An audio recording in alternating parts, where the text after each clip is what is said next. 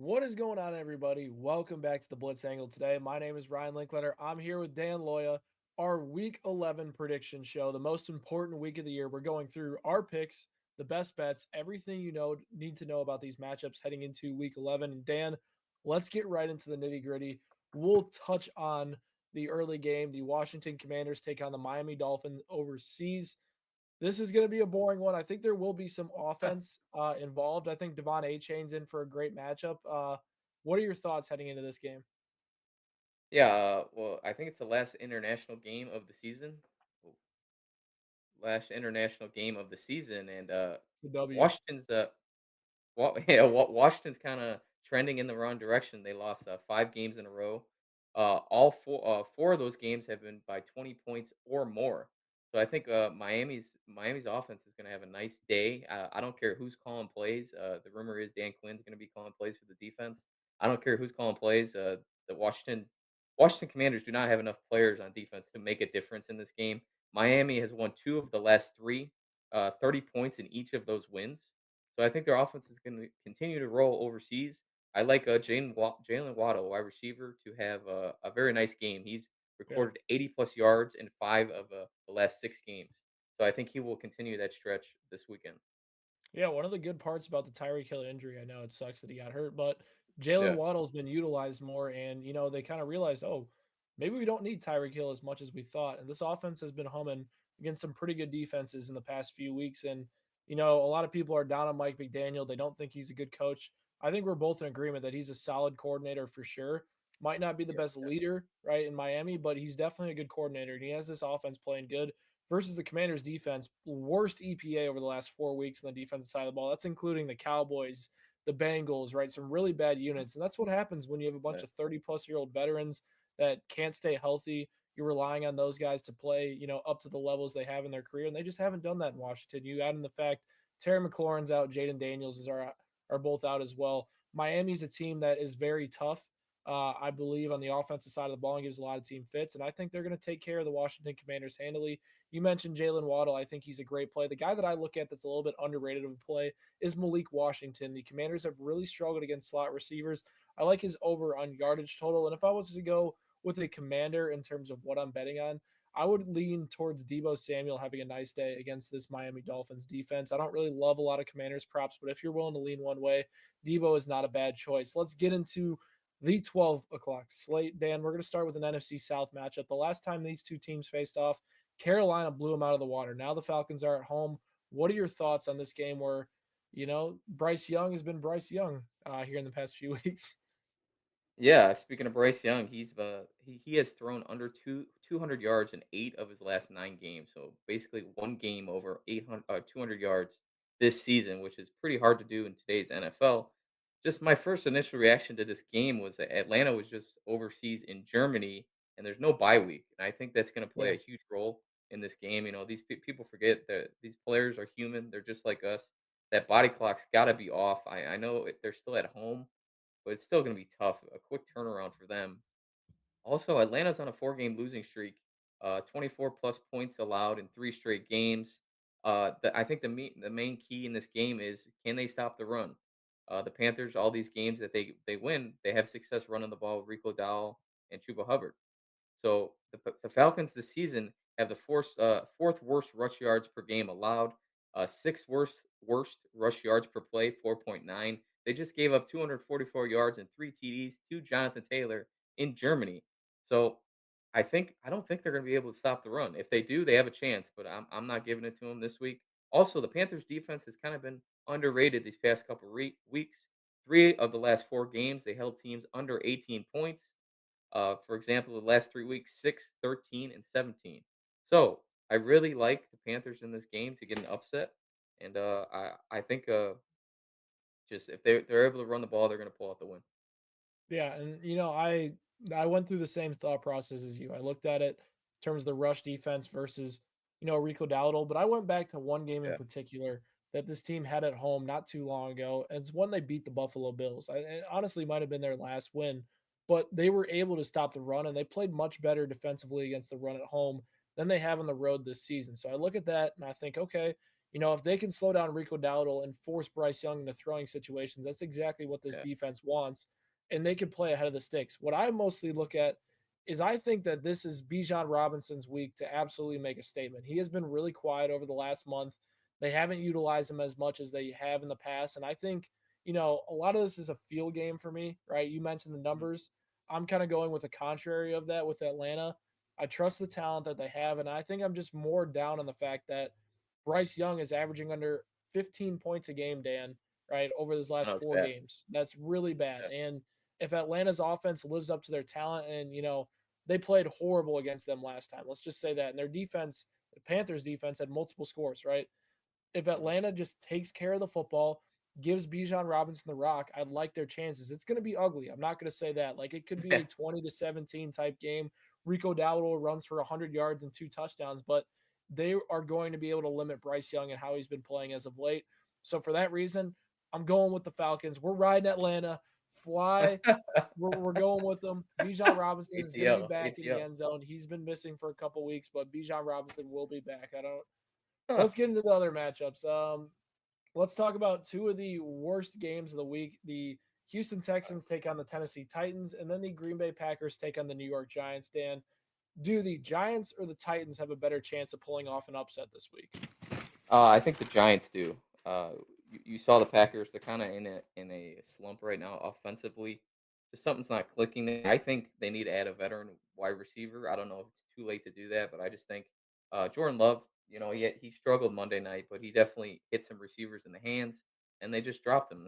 They let Jordan Love down. So the Giants defense has been underrated. I like their pass rush. Their corners, they don't really have anybody to cover.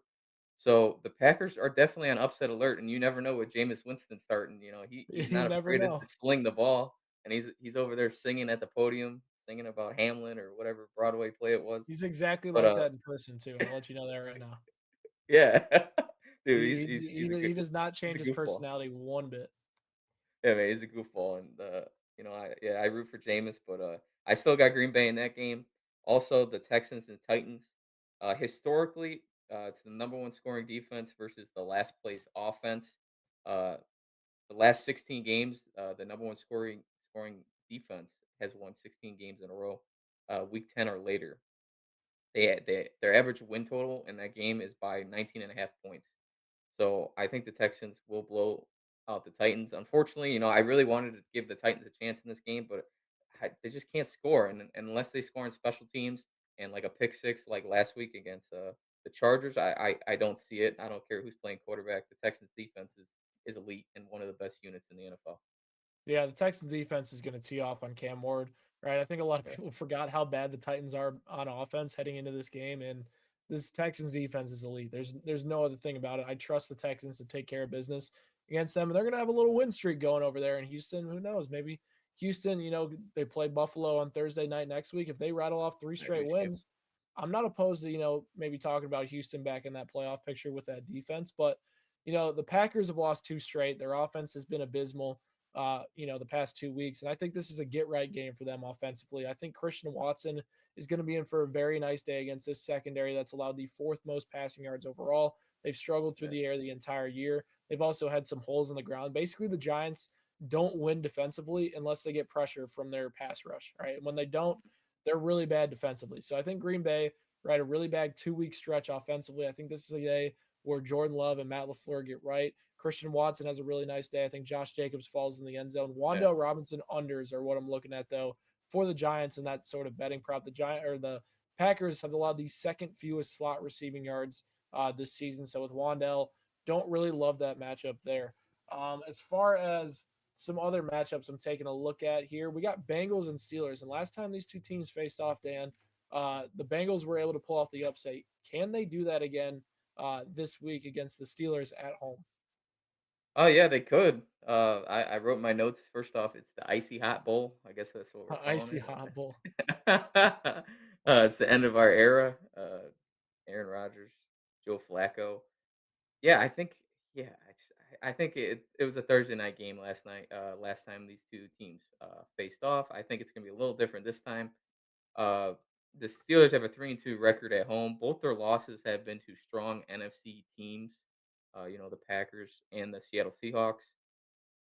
Uh, man, yeah, I just don't think the Bengals can stop anybody. And even in that Thursday night game, Aaron Rodgers had a terrible interception, and that defense had a couple. I think they had 2 picks that game. I still don't trust that defense. Trey Henderson's still hurt. The Steelers have scored 25 plus points 3 of the last 4 games. I trust them at home more than the Bengals on the road. Also, I think a thing that nobody's talking about is there's a big college football game the day before. Notre Dame's going to play Pittsburgh in that stadium. Mm, The last time that happened, they complained about the playing field the very next day, and I think the field won't be in tip top shape. So I think that gives advantages to the defense. So I think don't be surprised if like Cincinnati starts out a little slow. Maybe players are slipping. They have to change cleats. So I'm going to give the advantage there to Pittsburgh. interesting. Yeah, I'm going with Pittsburgh as well.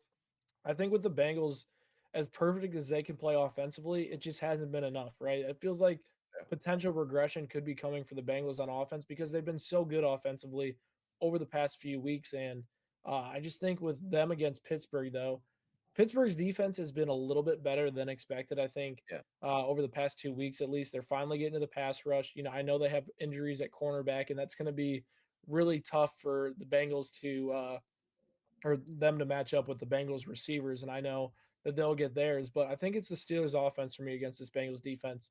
DJ Turner is going to be matched up on DK Metcalf, and Turner's been one of the more underrated corners in the NFL. 83 coverage grade, ranked third in PFF for that. So he's been really underrated this year. I think he's going to be able to shut down Metcalf. And outside of that, like it is going to have to be a tight end heavy approach from Pittsburgh in this game. You know what, Dan? I thought I was going to go with the Steelers, but I'm completely changing my mind here.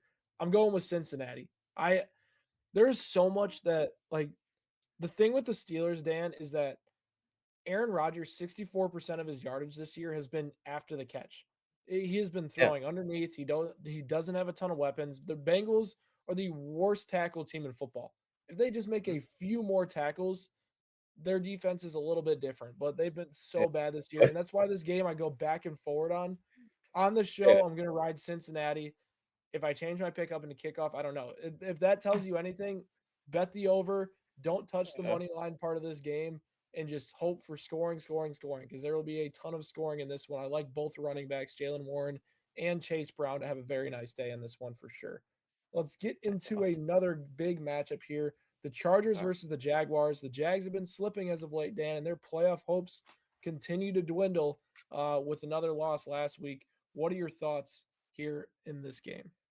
Yeah, Jacksonville has lost 3 of the last 4 games. On the other hand, the Chargers are on a 3-game win streak. Even with all their people injured on the offensive line, the Chargers keep winning. Uh, I think the Jaguars' offense, kind of similar to the Packers, are kind of in a slump as well. They scored under 23 points 3 of the last 4. The only game they scored over that was against the Raiders in that overtime matchup, which both teams exploded in the second half. So this is, I mean, I lean in this game the Chargers, another road team. I just don't trust Trevor Lawrence right now. Trevor Lawrence has recorded 1 interception, back-to-back games. Also, the Chargers defense has been putting it together these last 3 weeks, holding teams under 14 points. They've recorded in that span 12 sacks over the last 3 games. The Jaguars' offense hasn't been able to protect Trevor Lawrence as well. They in 3 of those games they allowed 5 plus sacks. So Trevor Lawrence has taken way too many hits right now. And also, the Chargers are kind of, without Joel and Slater, it's a huge loss along any offensive line. So Herbert's getting hit a lot. But the Yeah. Jaguars can't rush the passer. They're one of the worst teams. They're actually tied 32nd in the league in sacks with only 12 on the season. So the Chargers' weakness, they won't be able to capitalize. So I got the Chargers in this matchup. I got the Chargers too. I think, I was kind of going back and forward in this one. I think the Chargers are going to have some regression here without their offensive line healthy.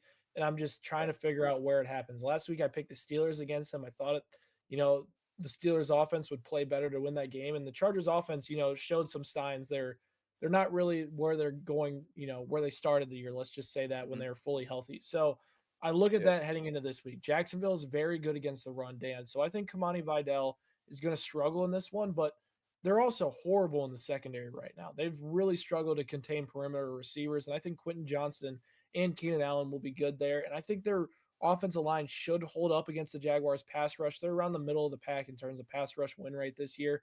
So I think they'll be Yeah, just fine in that matchup. But I look at the other side of the ball.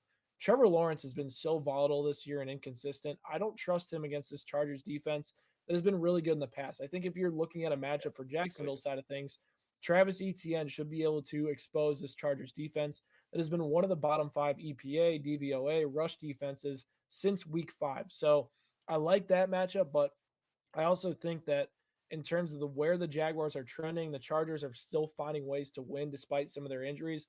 I'm going to go with the Chargers. I do like the under in this one. I don't think the over is going to hit, so I'm going with Los Angeles.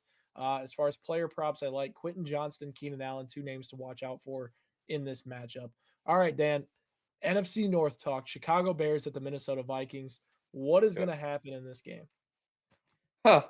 And I wish I had a crystal ball and could tell you because this is You another can't tell close me what's going to game. happen? I wish, man.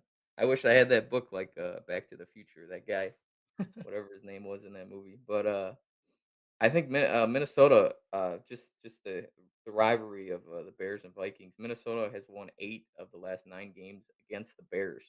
They Yeah. continue to win, and I know Bears fans are sick of Minnesota, but this is a tough place to play. I think the key to this game is just I always thought like watching last year that Brian Flores always had a lot of success against the Lions and when they blitz against Ben Johnson's offense. Minnesota has the second highest blitz rate in the NFL. It's going to come down to that. Can Caleb Williams stay composed in the pocket and find the open receiver quickly? When you blitz it, those receivers in the back end are going to be one on one. Can they win their matchup quickly? So, per PFF, Caleb Williams has a 69.8 grade against the blitz, 8 touchdowns, 0 interceptions, 53.8 completion percentage. So this game is really going to come down to that. I'm leaning Minnesota in this game. I think the difference will be flipping sides of the ball is the Bears still can't stop the run. You saw last week Jackson Dart ran all over the Bears, and unfortunately he got hurt, and that changed the outcome of the game. So I think JJ McCarthy is going to have a nice day on the ground. Also, Aaron Jones, and our guy Jordan Mason will have a nice game. But I just think they're going to dial up some run plays, and that's going to be the difference. Minnesota is going to find a way to win this game. Yeah, I think it's going to be interesting for sure heading into this matchup. I'm going to take the Vikings in this one, and it's in a large part due to how this Vikings team has played the last 2 weeks. Their defense has taken it to another level. Felt like they were in a little bit of a midseason slump there, and their defense the last 2 weeks against Detroit and then the Eagles, or not the Eagles, sorry. Who did they play last week again? I'm blanking right now. They played the Ravens. That's who they played. Yeah, I was Yeah, blanking, but Ravens. they played Okay. really good against both those teams, right? And it was in a large part due to they were able to get pressure on the quarterback. Their secondary held up, and they were able to Yeah. stop the run. All those combinations that they were lacking at least one of those three components during that midseason stretch to allow the offenses to take advantage of this defense. They are able to put JJ McCarthy in a good spot the way they played defensively. I think you mentioned it. Brian Flores is going to bring the heat. Caleb Williams, while he's played better as of late, has struggled against the blitz, still tends to look down at pressure and not see open receivers as quick as he Yeah. should. And he's going to need to be able to do that to have success against Minnesota and Brian Flores. So, and then you look at the other side of the ball. I think on the Vikings offense, while I'm not super encouraged. I do expect Justin Jefferson to be a little bit more involved than he has been. He's a great matchup this weekend on the outside. So does Jalen Naylor. So does Jordan Addison. Right. I know that McCarthy's not going to throw the ball a ton, but they should be able to execute at a high level. I'm going with the Vikings over the Chicago Bears. As far as player props, don't like a lot of them in this one. I'm kind of avoiding a lot of bets in that game.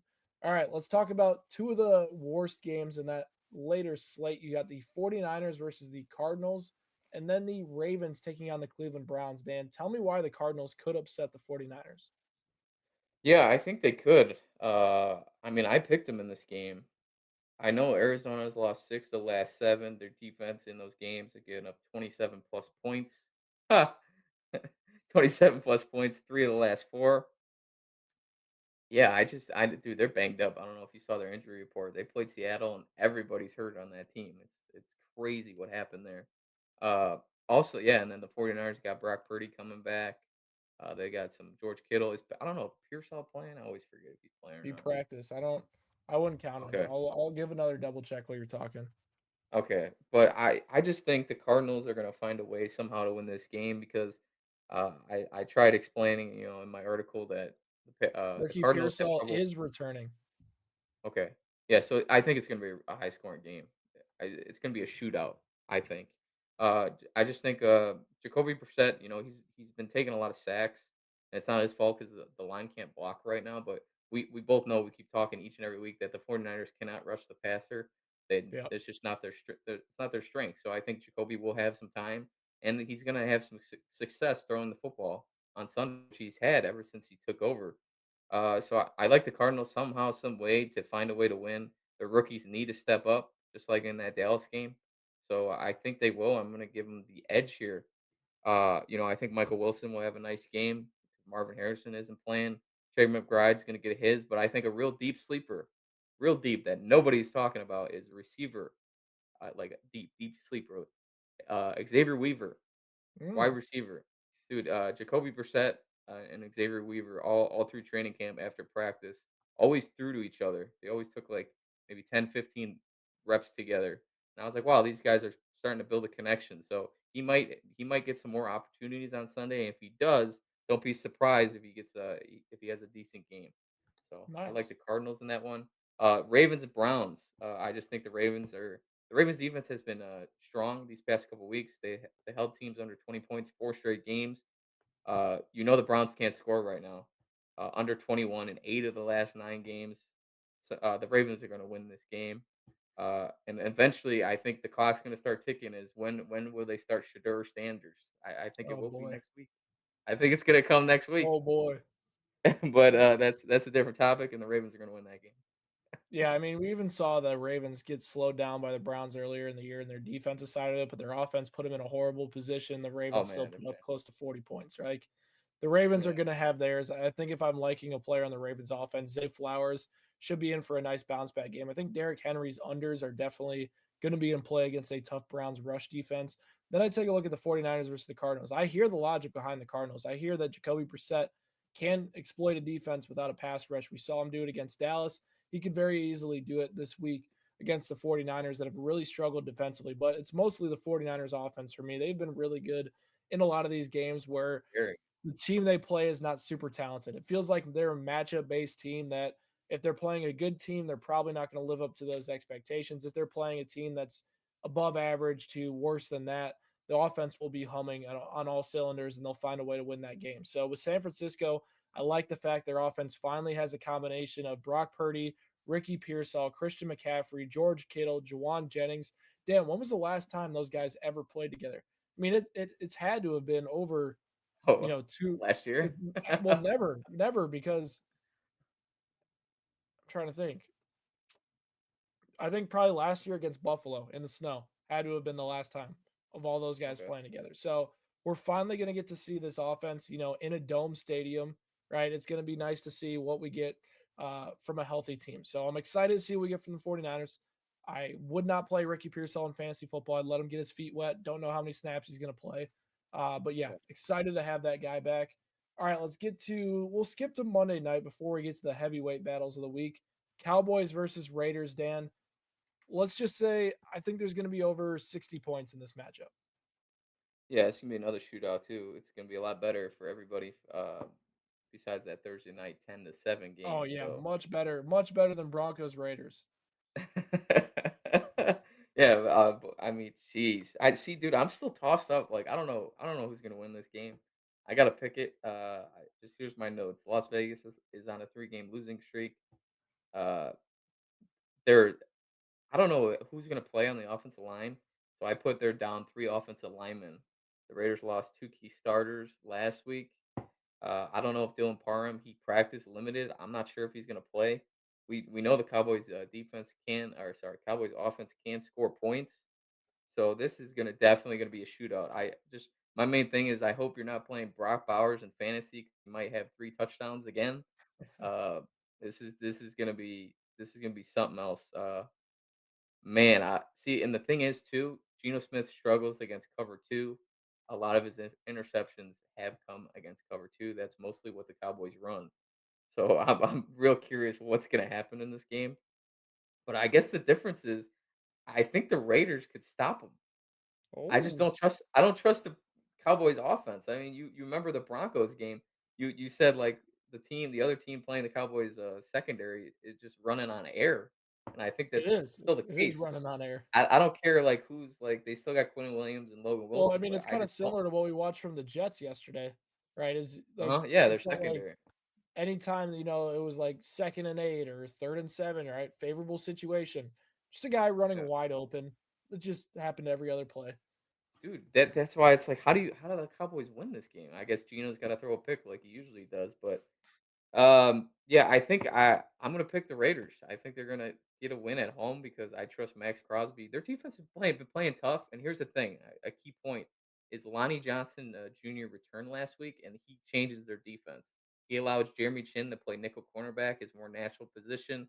They move Lonnie Johnson back to the safety, and with all them together, they're really tall. I mean, Pete Carroll's trying to build the Legion of Boom, but they're really tall, they're fast, and they cover a lot of ground running cover three defense. So now that they're healthy, their defense is way better than the Cowboys. So I think the Raiders are going to win the game. Hmm. I'm going with the Cowboys in this one. I know the Raiders defense has been they impressed last week against Denver. That's for sure. They've been better, yeah. They've been better. But this Cowboys offense is absolutely loaded, right? I saw the Raiders defensive stats are slightly skewed, partly because of the guys they played at the quarterback position have just not been super talented. I go back to when the Chiefs played this offense, a few weeks ago. They didn't even get stopped in that game, right? I think the Cowboys offense is Yeah. pretty equivalent to what the Chiefs have weapon wise, right? Their quarterback's a little worse, but they also have better weapons. So like you look at Dallas and what they have at their disposal. Dak's playing at a really high level. They're coming off a bye week. Dak always plays well off the bye. I really think this offense is going to be in for a monster day. The biggest thing for them, how do you slow down Max Crosby? How do you prevent him from Yeah. wrecking a drive? Because this is a game where the Cowboys offense, if they're not perfect, right, they got to hope that Geno Smith finds ways to turn it over. And I do think the Raiders offensive line being beat up does play into the hands of the Cowboys. And, the Cowboys might get some pass rush. We'll see what it looks like with the new look defense, but I think this Cowboys team is going to take care of business and get in the win column this week. All right, Dan, the matchups everybody's been waiting for. Tampa Bay Buccaneers versus Buffalo Bills is the first heavyweight battle we'll talk about. Yeah. Which team is coming away with a win in this one? Man, yeah, dude, this is one of the toughest weeks, man. Like all these games are just flip flopping.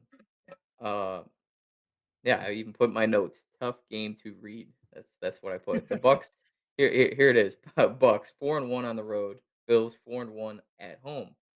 I just think the difference will be the Bills' two losses this season have been from teams with high blitz rates. They lost to Atlanta. They're ranked number one in blitz rate. The Miami Dolphins are ranked seventh in blitz rate. Also, if you want to be able to stop the Bills, you got to stop the run. Bills' run defense is 11th in yards per game. They only allow 4.2 yards per play. It's tied 14th, but they're second in run stuff. So they can stop Hmm. the run, especially in the middle with those big defensive linemen. So I gave it to the Bucks, man. I went with the Bucks because I just don't trust the Bills. Okay? And I think a guy receiver that's gonna help him. We talked about Miko Harmon last night, but Palmer is gonna be returning, and they haven't had him since week 6, and Josh Allen's been missing a veteran receiver, so I think that could flip the script here. But I went with Tampa because I think their pass rush is gonna get after Josh Allen. We've seen it in those games he's lost. He's always running for his life. It's like he's playing a video game back there. The Bucks are top 10 in sacks, fourth in quarterback pressure rate. Uh, and second in the NFL in pressure rate. So I went with the Bucks in this game, and I think they're going to pull it out on the road. I'm going to go contrary of you here. I think Yeah, that the reason Josh Allen kind of moves around in the pocket the way he has in the past weeks, it's not because the offensive line has been bad. They've been top 10 in protection rate for the last 4 seasons. Like their offensive line is very good. Deion Dawkins, Spencer Brown at the tackle position is about as good as it gets. Their problem is their wide receiver group does not get open, whether that's Joe Brady yeah, not scheming them or their guys are just not getting open. That's why he's holding the ball on so long and trying to make a play like that. And it looks like he's under Yeah. pressure and maybe he forces a throw like he did last week against Miami. Mhm. Is because of that. The offensive line is really good. And if James Cook doesn't get going, right, you have to rely on Josh Allen using his legs or Josh Allen trying to improvise and make a play right now because guys are not getting open. Khalil Shakir is a nice piece, but he's very limited in what he can do, and he's not an elite separator. So outside of that, they don't really have much. I don't think Josh Palmer moves the needle for me. I don't think that McCole Hardman moves the needle for me. Keon Coleman hasn't moved the needle for me. There is not a wide receiver on this team that is a elite difference maker. And now they're without Dalton Kincaid in this passing game this week. Yeah. It is going to be tough. But where I look at is I think James Cook is going to exploit this Tampa Bay Buccaneers defense at will on the ground game, and they'll be ahead of the game script. And that's when we know Buffalo plays well when they're in a positive game script. I think defensively, their pass defense plays into exactly what the Bucs are good at. The Bucs want to throw the ball; they don't want to run the ball that much, and that's a lot like a team that they beat 2 or 3 weeks ago in Kansas City. So I think with Buffalo, I think this is a good matchup for them to get back on track. And I know there's a ton of concerns with them. I'm gonna pump the Yeah. brakes. I like the Bills to beat the Bucs this week. All right, the next game, NFC There you go. West battle. The Seahawks are taking on the Rams in Los Angeles. Basically, no home field advantage for the Rams there. But what are your thoughts? Who are you going with? Who is going to take the division lead and the NFC lead potentially in this game? Yeah, dude, this is probably the game of the week here. West Coast bias finally getting some stage here. Prime time, 4 o'clock start on the East Coast. I think the thing is Mike McDonald on the road since he took over as head coach. He's 11-1, uh, an amazing record on the road for Seattle. Both teams are on a 4-game win streak, so they're both coming in hot. I think just looking back at last year's matchup in both games, Seattle was winning at the half. In one game, they were up 13-3. In another game, they were up 17-3. They split last year, and I think that I don't know if you remember, but the game they lost, they had the ball in the red zone. It was tied 13-13, and Geno Smith threw a terrible interception in the red zone. The Rams took it 103 yards to the house, and somehow Seattle tied it, and they lost in overtime. Well, Geno Smith isn't there anymore. Sam Darnold has been playing extremely well. Their offense has scored 27 plus points 4 of the last 5 games. JSN has recorded 90 plus yards 8 of the last 9. They're just rolling right now. I think the key to this game is whose pass rush is going to affect the game. Both offensive lines are in the top three in sacks allowed. Seattle's number one, and the Rams are number three. They're tied third. So I think the difference in this game is who's going to win the pass rush, and I think Seattle's going to get after Stafford.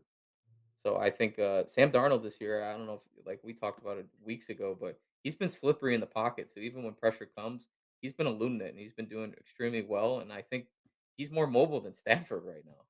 Just I think he's going to be able if something breaks down, he can extend the play. I know Stafford's been awesome. He's recorded 4 plus touchdowns, 0 interceptions, 3 straight games. Puka's on fire, but I gave the edge to Seattle, man. They're legit. They're legit, and I just trust them more. But the thing that scares me is if the Rams somehow win and exploit the Seattle's off our defense, if everyone steals that blueprint. So we're gonna see what happens, but I trust Seattle more. I'm going to trust the hottest player in football right now, and that's Matthew Stafford. The guy has been Stafford. balling out over the last few weeks. He has a healthy group of weapons, right? His offensive line has been better this year. He's just been playing at such a high level, and he has an elite defense to go with that. And I think the difference maker for me in this battle, I know both teams are really good, right? I know the Rams don't necessarily have a home field advantage. The difference maker for me is the only way we've seen the Rams be beat this year, Dan, is by their special teams miscues at the kicker position and some other, crazy plays. With Seattle, I've seen them get beat this year. They just their offense didn't show up. Sam Darnold got pressured, right? They weren't super efficient offensively. Their run game didn't show up. I can see how Seattle loses a game. The only thing that's told me that Los Angeles was not the better team in a game that they played this year was their special teams miscues. And I know that's a massive part of a game, but when I'm going into a game and predicting it, I look at mostly offense and defense and how much of that becomes a bigger factor. In a postseason game, sure, I'll look more at special teams, but Los Angeles, Dan, like this team does not really have a weakness right now. They are very good defensively. And I think that honestly, their weakness is their secondary, right? But outside of JSN, Rashid Shaheed's we'll see what his role is this week. Cooper Cup, not That's gonna be tough. necessarily the same player. I don't think he has a revenge Yeah. game in this one. Torrey Horton doesn't play enough snaps. He's been hurt as well. So, like, I think I'm going to take the Rams, and it's just because they're the hotter team. I've seen less cracks in their armor, and they're also the season team. They've been in these moments. They've played in these big games. Versus the Mhm. Seahawks, they're starting to get to that territory, and I think they're a great football team. But I think the Rams are the team that I feel most confident in winning that matchup. All right, That'd be great. let's close with the Chiefs and Broncos because we'll probably talk a little bit more about that one. But Lions versus Eagles, Dan. Who are you going to go with in this one? Our picks are split here. Oh man. Okay. All right. Man, dude, this is another coin flip game, dude. Like, I would have picked the other team if the other team was at home, probably. 'Cause it plays a huge role. Um, man, Goff coming in 5 TDs, 0 interceptions, 0 sacks last week, but the previous 2 games, Jared Goff has been sacked four times in each game. Uh, Philly's defense is kind of rolling right now, under 24, 3 straight. They recorded 3 sacks last week. They added Jalen Phillips, who popped. That he totally helps that defense. They're getting healthier. Um, just I think the difference is, in Detroit's wins this year, they all been blowouts. Their record in close games is just 1-1. So they haven't been in like a lot of dog fights this year. Uh, Philadelphia, on the other hand, each and every week is a one-score game. So when it's a one-score game on Sunday night, they're gonna be like, oh, it's just another week, and we keep finding ways to win. They're 6-1 in the one-score games. I think that's gonna play a role, man. I just think if Philadelphia jumps on Detroit, that's how you beat them. And dude, that pass rush and those interior defensive linemen, like I just don't see Goff. Get Goff off his spot, get him uncomfortable, and he gets rattled. Like that's how you beat this team, and Yeah. that's how I just see it. Like Jalen Hurts, he can at least be mobile, and he can kind of escape the pocket. But it's just like, who's gonna score 14 first? That could be the difference. Who puts the other offense in a bind and forces them to throw? I trust Philly more in these games, so I went with Philadelphia. Yeah, and I understand all that. The Philadelphia's been really good in one score games this year. I think it's Yeah. more the way that Philadelphia has won on the offensive side of the ball that makes me like Detroit. I think Yeah, that, I agree, the man. way Philadelphia has been playing, man, like they're never consistent on offense. The Lions I rarely know. allow big plays on defense, and their run defense has been really good. I Yeah, think it's going to be a hard game for Jalen Hurts to get going in this one, and it's going to be ugly, right? I'm not super confident in Jared Goff against this pass defense, but the one thing I look at in this matchup is the Lions' run game versus the Eagles' run defense. There's been a hole in this Philadelphia defense this year. It's been their ability to consistently stop the run. This is how New York clipped Philadelphia. They were able to run the ball effectively. Sure, Jared Goff is not like Jackson Dart running the football, but Jameer Gibbs and David Montgomery are yeah, among they're the good. best at being able to do it. And if they could stay ahead of the sticks, I think they just need 24 points to win this game. The Eagles' offense is going to struggle, right? And yes, I agree with you. The one score games, Philadelphia just has something about them right now, kind of like the Chiefs did last year, where they just win ugly every single week. Eventually, right, they're going to lose one of these games. And I think Yeah, it could yeah, be this week against the Lions that could control the game script and run the ball effectively in a plus matchup. I like the overs on Jameer Gibbs. I think they're going to be in for a nice game. I think they're going to pull out the upset on the road this week against the Eagles. And it's going to even make the NFC a little bit murkier over there as well after that game. All right, let's get to the last game of the week. My Kansas City Chiefs taking on the Denver yeah. Broncos this week. Chiefs are -3.5 on the road. Had to make sure that was confirmed. Uh, what are your thoughts, Dan, heading into this matchup? Man, it's a tough game, man. Tough game. Another tough game to read. Uh, I just start. I This quote. Derek Jeter said this quote one time. It's the only predictor of future success is past success. So I always say this quote. That's why I look at these stats. Pat Mahomes is 13-1 versus Denver in his career. He's also 6-1 after the bye week. His only loss has been to Philadelphia. we all know Andy Reid and his success after a bye week. He's 22-4 in his career. Like, dude, the Chiefs are desperate, dude. Like, they need to win this game. This is a must-win game, and they man, Denver plays them so tough, but I just see like, I can see their offense, like, I know that pass rush is good, but they're gonna have a plan for it, and Mahomes is gonna be getting rid of the ball really fast. And once you start nickel and diming this team, just like how they did against the Raiders, like, that's kinda their DNA. Mahomes could easily do that, and then once they get tired, man, they're done. Like, you're gonna eliminate that pass rush. So, I just trust Mahomes more in these games, and eventually, if, Denver's offense continues to have these slow starts, it's gonna eventually catch up to them. I know they're on a 7-game winning streak, and I think Denver's gonna be ready to play, but I trust Kansas City more in these games. So I went with Kansas City. I wanna hear what's your take on it. Yeah, I think it's a little different. I think the Broncos are coming into this game a little bit beat up, right? Pat Surtain's out, Alex Yeah, Singleton out, J.K. Dobbins likely out in this one as well. Versus Kansas City, they got their left tackle back. Josh Simmons is there. The only guy they're basically missing is Isaiah Pacheco right now, who's going to miss this week with a knee injury, right? So that's a loss. I won't just say they're not completely healthy, but they're getting healthier at the right time. They got the guys healthy. The yeah, Broncos, on the other hand, they're trending in the wrong direction in health. And I think the interesting part about Denver is they run a ton of man coverage. And the yeah. Chiefs, that's been when Denver has had success over the last 2 years, their defense against Kansas City, they've run a ton of man coverage, and the Chiefs at receiver haven't been healthy, and they haven't been able to get guys open as consistently. Now that they have Rasheed Rice, Kelsey, Xavier Worthy, Brashard Smith, even as an option in man coverage, right? Tyquan Thornton, right? They have different players that actually excel at getting open against man coverage, and that plays very well into beating a team like Denver, where you have to win those one-on-one matchups. One of the biggest plays from last week against the Raiders and the Broncos was a called back touchdown on a pick play. Can guarantee you, Dan, we are going to see multiple pick plays from Kansas City in this Alright. game if Denver decides to go man coverage. And hopefully Deontay Thornton doesn't just chip a guy and doesn't run Yeah, around. that's the thing. Are they gonna call the flag or no? That's the thing. Well, Kansas okay, we Kansas got City to always admit, does it. Deontay Thornton gave zero effort in trying to run around there. He Oh, just I'm went so up and hey, lowered his shoulder. Went up I'm and so glad lowered you his brought that shoulder. up, dude.